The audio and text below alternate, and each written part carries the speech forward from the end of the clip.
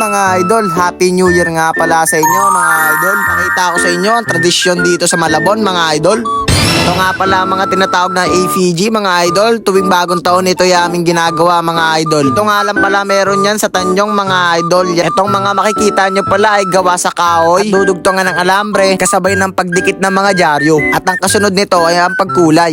Nakadepende nga pala ang paggawa ng mga alambre sa iyong gagawin na AFG. Ito nga pala mga IPG guys, pinapapotok sa pagpatak ng alas 12 na madaling araw. At ito nga sa lubong namin sa bagong taon guys, itong mga nakikita nyo, yung mga pinapapotok din tuwing madaling araw. Ops, don't forget to like my vid mga idol.